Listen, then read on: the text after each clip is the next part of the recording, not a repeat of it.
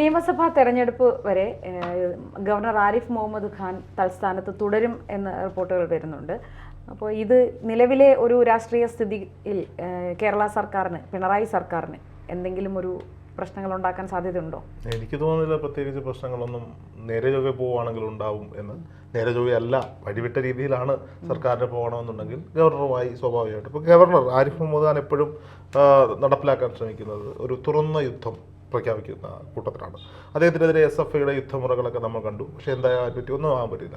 ഇപ്പോൾ ഇവരുടെ ഈ യുദ്ധങ്ങൾക്ക് മുന്നിലൊന്നും BJP നേതൃത്വം പിന്മാറാൻ തയ്യാറല്ല എന്ന കാര്യമാണ് നമുക്കിപ്പോൾ ഇവിടെ മനസ്സിലാക്കാൻ പറ്റുന്നത്. ആരിഫ് മുഹമ്മദ് ഖാൻ ഇലക്ഷൻ വരെ തുടർന്നാൽ ഒരുപക്ഷെ ഇവിടുത്തെ SFIക്കാരും CPMകാരും പിന്നെ നമ്മുടെ മന്ത്രിസഭയും ഒക്കെ നടത്തിയ പ്രതിഷേധങ്ങളും ഒക്കെ BJP അത്തരത്തിലേ കണ്ടിട്ടുള്ളൂ, ചെവിക്കൊണ്ടിട്ടുള്ളൂ എന്നതിൻ്റെ ഒരു തെളിവാകും അല്ലേ തന്നെ?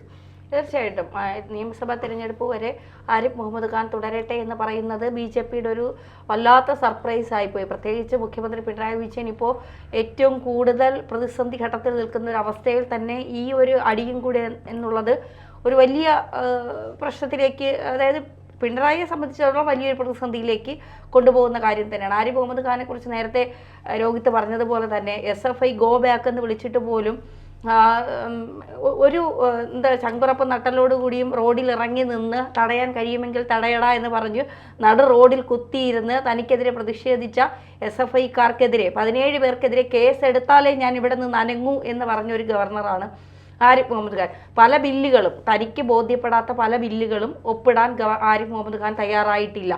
ഒരു തുറന്ന പോര് സർക്കാരുമായി നടത്തുന്നത് നമ്മളൊക്കെ കണ്ടതാണ്.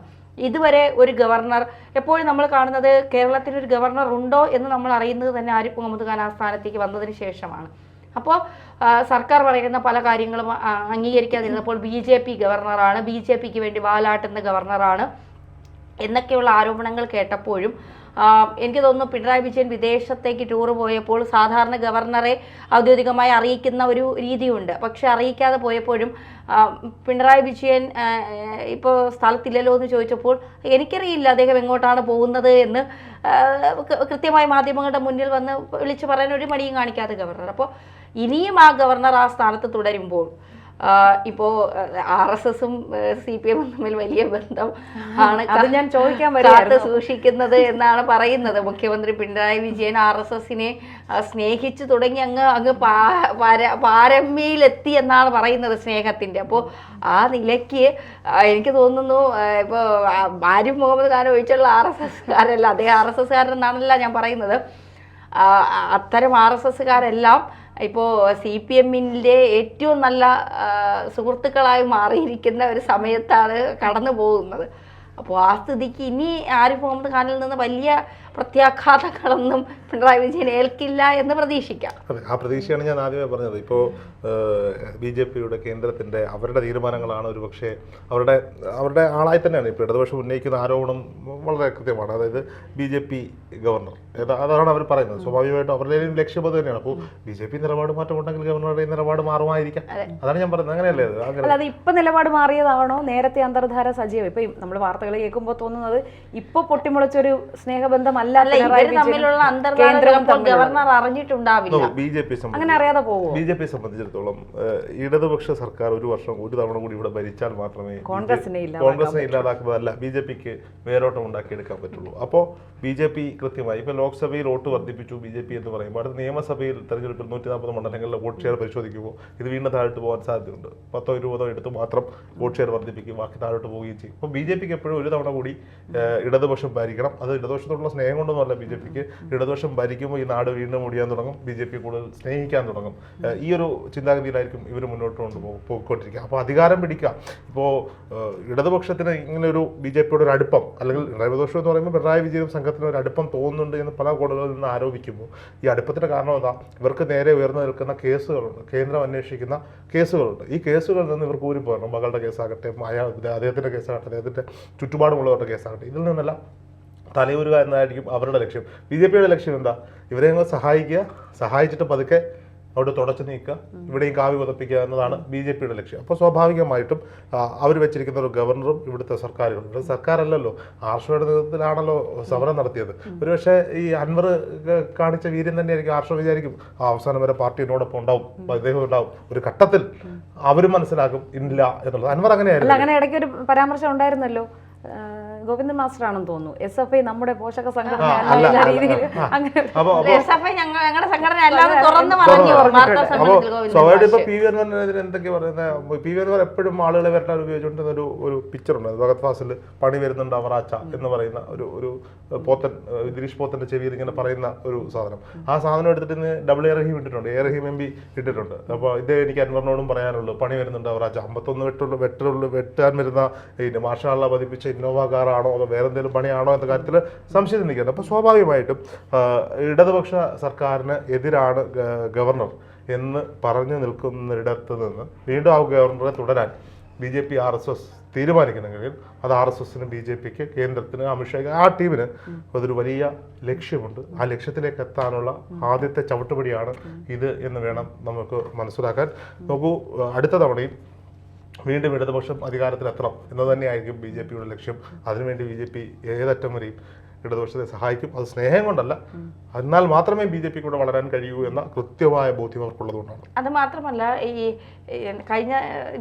കഴിഞ്ഞു പോയ സമയത്തൊക്കെ ഗവർണറും സർക്കാരും തമ്മിലുള്ള പോര് നമ്മളൊക്കെ കണ്ടതാണ്. അപ്പോൾ ഈ പോര് നടക്കുമ്പോൾ ചിലപ്പോൾ ആരിഫ് മുഹമ്മദ് ഖാൻ ഒരു നോക്കുകുത്തി പോലെ ആയിരിക്കും, അദ്ദേഹത്തിന് അറിവുണ്ടാവില്ല ഇവർ തമ്മിൽ അന്തർധാര സജീവമാണ്, ബാന്ധവമുണ്ട് എന്നൊക്കെ ഉള്ളത്. പക്ഷെ ഇനി മുന്നോട്ട് പോകുമ്പോൾ ഇപ്പോൾ പരസ്യമായ രഹസ്യമാണ്, ഇടതുപക്ഷവും ഇടതുപക്ഷത്തിൻ്റെ പ്രഖ്യാപിത നയങ്ങളുമായി RSSനെ കൂട്ടിച്ചേർക്കാൻ പറ്റും എന്ന് അവർ തന്നെ കൃത്യമായി പറഞ്ഞ സ്ഥിതിക്ക്, അവർ തമ്മിലുള്ള അന്തർധാര സജീവമായ സ്ഥിതിക്ക് ഇനി ഒപ്പിടാത്ത ബില്ലുകളൊക്കെ നമ്മൾ പോലും അറിയാതെ ഒപ്പിടാം.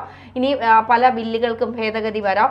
അതൊന്നും ഇനി എനിക്ക് തോന്നുന്നില്ല പഴയതുപോലെ ആരിഫ് മുഹമ്മദ് ഖാൻ ഇടതുപക്ഷത്തിനെതിരെ വലിയ വെല്ലുവിളികൾ നടത്തുമെന്നും വലിയ കോലാഹലങ്ങൾ ഉണ്ടാക്കുമെന്നും നട റോഡിലിരുന്ന് പ്രതിഷേധിക്കുമെന്നൊന്നും എനിക്ക് തോന്നുന്നില്ല. കാരണം എന്തൊക്കെയോ ഒരു അജണ്ടകൾ ഇവർ തമ്മിൽ ഉണ്ട്. ആ അജണ്ടകൾ നടപ്പിലാക്കുന്നതിൻ്റെ മുന്നോടിയായിട്ടുള്ള പല കാര്യങ്ങളും ഇവിടെ നടക്കുന്നുണ്ട്. അത് PV അൻവർ വിളിച്ചു പറയുന്നത് കൊണ്ടാണ് ആരും വലിയ മുഖവിലക്കെടുക്കാത്തത് എന്ന് തോന്നുന്നു. പക്ഷേ അത്തരത്തിലൊരു കാര്യം ഇവിടെ നടക്കുന്നുണ്ട്, അത് യാഥാർത്ഥ്യമല്ല. ഈ പോർമുഖങ്ങളിൽ എപ്പോഴും രണ്ടുപേര് തമ്മിൽ അന്തർധാര സജീവമാണെങ്കിലും വലിയ സമരങ്ങൾ നടക്കുകയാണെങ്കിലും എപ്പോഴും ഈ വാർ ഫ്രണ്ടിൽ വേറെ എന്തെങ്കിലുമൊക്കെ സംഭവങ്ങൾ ഇട്ട് കൊടുത്തുകൊണ്ടിരിക്കും. ഇത് കാണുമ്പോൾ വിചാരിക്കും ഇവർ തമ്മിൽ ഭയങ്കര. പക്ഷേ ഇപ്പുറത്തൂടെയാണ് അവർ മറ്റേ കാളക്കച്ചവടം പോലെ, കാളച്ചന്തയിൽ കാളക്കച്ചവടം നടത്താണ്ടിട്ടുണ്ടോ, രണ്ട് കൈ ഇങ്ങനെ വെച്ചിട്ട് ഒരു തോർത്തെടുത്തന്നെ മണ്ടക്കിടും, എന്നിട്ടാണ് കൈകൊണ്ടാണ് റേറ്റ് ഉറപ്പിക്കുന്നത്. ചില ചന്തകളിൽ ലൈറ്റ് ഓഫ് ചെയ്ത് ഇരുട്ടത്താ കച്ചവടം, ലൈറ്റ് ഇടില്ല, വെളുപ്പംകാലത്ത് ഇരുട്ടത്താണ് കച്ചവടം എന്ന് പറയുന്ന പോലെയാണ്. അതാണ് ഞാൻ പറഞ്ഞത്. അപ്പോൾ സ്വാഭാവിക ഇരുട്ടത്തെ കച്ചവടം നടക്കുമ്പോൾ ഇതിന്റെ ഫ്രണ്ടിൽ വേറെ എന്തെങ്കിലുമൊക്കെ സംഭവങ്ങൾ ഇടും. അതാണ് ഈ ഗവർണർ ആർഷോ SFI പ്രശ്നമൊക്കെ അവരോട് കിടന്ന് അടിക്കട്ടെ. പക്ഷേ നമ്മളെ ഇപ്പൊ വാർത്ത ആരിഫ് മുഹമ്മദ് ഖാനിൻ്റെതാണെങ്കിലും നമ്മൾ ഈ പലരോടും ഈ RSSനെ കുറിച്ച് സംസാരിക്കും. അപ്പോൾ ഈ മാധ്യമരംഗത്ത് തന്നെ ഉള്ള പല പ്രമുഖരും നമ്മളോട് പറയുന്നത് RSSനെ കുറിച്ച് നിങ്ങൾക്ക് എന്തറിയാം, RSSനെ കുറിച്ച് എന്തെങ്കിലും അറിഞ്ഞിട്ട് നിങ്ങൾ സംസാരിക്കണം. RSSന് പണം വേണ്ട, പദവി വേണ്ട, അവർക്ക് രാഷ്ട്രത്തെ സേവിക്കുക എന്നുള്ളതാണ് അവരുടെ മാസ്റ്റർ അജണ്ട. അതിലപ്പുറം അവരൊന്നിനെക്കുറിച്ചും ചിന്തിക്കുന്നില്ല. പിന്നെ എന്തിനാണ് RSS CPMനെ കണ്ടാൽ ഭയപ്പെടുന്നത്? പണവും പദവിയും അഴിമതിയൊക്കെ നടത്തണം എന്ന് ആഗ്രഹിക്കുന്നവരല്ലേ ഇതൊക്കെ ചെയ്യേണ്ടത്. ഇതൊക്കെ വെറുതെ പറഞ്ഞുണ്ടാക്കുന്നതാണ് എന്ന് പറഞ്ഞ് നമ്മളെ അടിച്ചമർത്തുന്ന ഒരു രീതിയുണ്ട്. പക്ഷെ നമ്മുടെ പ്രധാനമന്ത്രി ഉൾപ്പെടെ RSSന്റെ താഴെത്തട്ടിൽ നിന്ന് വന്നവരാണ്. എന്താണ് അവരുടെ ഉദ്ദേശങ്ങൾ? കോർപ്പറേറ്റുകൾക്ക് വേണ്ടി അവർ എന്തൊക്കെ ചെയ്യുന്നു? എല്ലാ കാര്യങ്ങളും നമുക്കറിയാം. സാധാരണ ജനങ്ങൾക്ക് വേണ്ടി ഒന്നും ചെയ്യുന്നില്ല എന്നുള്ളതല്ല. പക്ഷെ പറയുമ്പോൾ RSS രാജ്യത്തെ സേവിക്കുന്ന, ശരിയാണ്, അത് നമ്മൾ തർക്കിക്കുന്നില്ല. RSS രാജ്യത്തെ സേവിക്കുന്ന, രാഷ്ട്രത്തെ സേവിക്കുന്ന സ്വയം സേവക സംഘടനയാണ്. പക്ഷെ RSSന്റേതായ അജണ്ട ഇല്ലേ? സ്വാഭാവികമായിട്ടും RSSന്റെ അജണ്ട എന്താ? ഹിന്ദു രാഷ്ട്രം ഉണ്ടാക്കുക എന്നുള്ളത്. അത് പറയുമ്പോൾ പിന്നെ അത് പറയുമ്പോൾ പക്ഷെ അതിനൊരു വിശദീകരണമുണ്ട്. ഹിന്ദു രാഷ്ട്രം എന്ന് പറയുന്നത് ഹിന്ദുക്കൾ മാത്രമുള്ള രാഷ്ട്രമല്ല. പണ്ടുണ്ടായിരുന്ന ഹൈന്ദവ തത്വങ്ങളിൽ അടിയുറച്ച് വിശ്വസിക്കുന്ന നീതിന്യായ സംഹിതകളൊക്കെ ചേർത്ത് പിടിക്കുന്ന മറ്റൊരു രാജ്യം. ഈ രാജ്യത്ത് തന്നെ ആ സംസ്കാരം എല്ലാ മതങ്ങളെയും ഒത്തൊരുമിച്ച് കൊണ്ടുപോകുന്ന ഹിന്ദു രാഷ്ട്രം. ഇത്തരമൊരു വിശദീകരണം ഉണ്ട് എങ്കിലും ഇത്തരമൊരു അജണ്ട പരസ്യമായി പ്രഖ്യാപിക്കുമ്പോൾ അത് മറ്റു മതസ്ഥർക്ക് ശരിക്കും ആശങ്ക ഉണ്ടാക്കും. അവരുടെ ലക്ഷ്യം അതാണല്ലോ. അവരുടെ ലക്ഷ്യം ഈ ഇസ്ലാം മതം ഉണ്ടാക്കുക, മറ്റൊരു ലക്ഷം ജൂത നഗരം ഉണ്ടാക്കുക. ഇതെല്ലാവർക്കും ലക്ഷ്യങ്ങളുണ്ട്. അതിന്റെ പോലെ RSSനും ഉണ്ട് ലക്ഷ്യം, ഹിന്ദുത്വ. RSSന് പണം വേണ്ട, പദവി വേണ്ട എന്നൊക്കെ പറയുമ്പോൾ തന്നെ പറഞ്ഞതുപോലെ ഇവിടെ രാജ്യം ഭരിക്കുന്ന പ്രധാനമന്ത്രിയും രാജ്യത്തിന്റെ പ്രഥമ പൗരനും അടക്കമുള്ളവരെല്ലാവരും RSSന്റെ ബേസ് ഉള്ളവരാണ്. RSS പ്രവർത്തകരായിരുന്നു, RSSന്റെ സജീവ പ്രവർത്തകരായിരുന്നു. അവർ ശാഖയിലൊക്കെ കൊണ്ടുപോയി തുടങ്ങിയ പ്രവർത്തനങ്ങളാണ്. അയോധ്യ ക്ഷേത്രം ഉണ്ടാക്കാൻ വേണ്ടി അവർ നടത്തിയ രഥയാത്രയും കാര്യങ്ങളും ഒക്കെ നമുക്കറിയാം. അപ്പോൾ സ്വാഭാവികമായിട്ടും അത് വേണ്ട. ഇത് ഞാൻ ഈ പറഞ്ഞതുപോലെ ഈ വാർഫ്രണ്ടിൽ നടത്തിയ അടിയിലൂടെ നടക്കുന്നതല്ല, പുറകിൽ നടക്കുന്ന അന്തർധാരകൾ അറിയാതിരിക്കാൻ മുന്നിലൊരു യുദ്ധമുഖം തുറന്നു വെച്ച് അതിന് മുന്നിൽ ചില വേഷങ്ങൾ കെട്ടിയാടുന്ന കാര്യങ്ങൾ പുരാണങ്ങൾ മുതൽ നമ്മൾ കേട്ടിരിക്കുകയാണ്. അത്തരത്തിലൊന്നായിരുന്നു ഈ പറയപ്പെടുന്ന ആഷോയുടെ നേതൃത്വത്തിൽ SFIയും ഗവർണറും അവിടെ കിടന്ന് ആടിപ്പിടിച്ചത്. ഇപ്പോൾ ആരിഫ് മുഹമ്മദ് ഖാൻ അടുത്ത വർഷങ്ങളിലൂടെ തുടർന്ന് നിയമസഭാ തിരഞ്ഞെടുപ്പ് വരെ ഇരുന്നാലും ഇവിടെ അതുകൊണ്ട് പിണറായി വിജയനും ഒന്നും സംഭവിക്കാൻ പോകുന്നില്ല, BJPക്ക് ഒന്നും സംഭവിക്കില്ല. ഒരു കാര്യം കൂടെ, ഇപ്പൊ മാർഷോയും ഗവർണറും തമ്മിലുള്ള ഏറ്റുമുട്ടൽ കണ്ടു. പക്ഷേ ഈ ചാനലുകളിൽ ഇരുന്ന് പോലും എതിരഭിപ്രായമുള്ളവർ ഘോരഘോരം അടിയുണ്ടാക്കിയിട്ട് പിന്നീട് അതിന് പുറത്ത് അവരെല്ലാം സൗഹൃദം സൂക്ഷിക്കുന്നവരാണ്. പക്ഷേ ഗവർണറുമായുള്ള പോരാട്ടത്തിൽ നമ്മൾ പരസ്യമായി പല വേദികളിലും, അതായത് മുഖ്യമന്ത്രിയും ഗവർണറും ഇരിക്കുന്ന വേദികളിൽ അവർ തമ്മിലുള്ള ആ ഒരു എനിക്ക് തോന്നുന്നു പകയാണോ ദേഷ്യമാണോ എന്തായാലും അത് അവരുടെ മുഖങ്ങളിൽ പ്രകടമായ പല ദൃശ്യങ്ങൾ നമ്മൾ കണ്ടിട്ടുള്ളതല്ലേ. അപ്പൊ ആ ഒരു ഇതിൽ നിന്ന് ഇപ്പൊ നിങ്ങൾ പറഞ്ഞതുപോലെ അവർ തമ്മിൽ ഇനി ഒരു ഒത്തൊരുമായി ഉണ്ടാകുമെങ്കിൽ ഈ പ്രധാനമന്ത്രി മുഖ്യമന്ത്രിയെയും കുറ്റം പറയും, മുഖ്യമന്ത്രി പ്രധാനമന്ത്രിയെയും കുറ്റം പറയും. പക്ഷേ രോഹിത് ഇന്നലെ പറഞ്ഞതുപോലെ പ്രധാനമന്ത്രിയെ കാണുമ്പോൾ ഇത്ര കൂനുള്ള പിണറായി വിജയൻ സഖാവ് ഇത്ര കൂനുന്നുണ്ട്. അപ്പോൾ അത് തന്നെയാണ് പൊതുവേദിയിൽ. നേരത്തെ ചില വീഡിയോ ക്ലിപ്പിലൊന്നും അത്ര നിവർന്നു RSSനെ കണ്ടതിന് ശേഷമാണ് കൂനൽ കുറച്ചുകൂടെ കൂടിയത്.